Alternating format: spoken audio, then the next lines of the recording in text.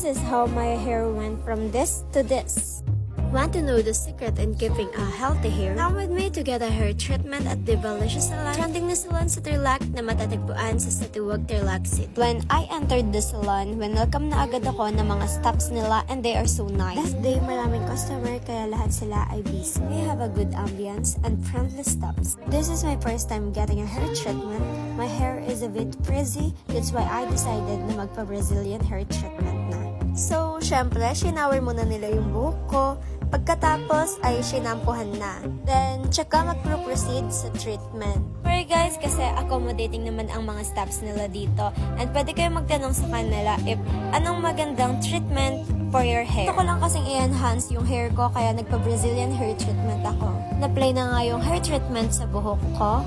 And ibababad muna nila yung hair treatment sa buhok ko. Anyway guys, naka-promo nga pala sila and they have a price list for reference sa mga services na meron sila dito sa salon. And after mababad, binlower na nila yung buhok ko. Ang naganda din sa salon na to ay may warranty din sila. Lahat ng hair products nila ay FDA approved at hindi sila gumagamit ng China products or fake products. So guys, kapag nagpa-Brazilian hair treatment kayo, 3 days pala bago nyo i-wash ulit para mas ma-absorb ng hair yung treatment. Na guys, super na-satisfy ako sa result ng hair ko. Super healthy na. Ito nga pala yung Facebook page nila. Book your appointment now at Divalicious Salon.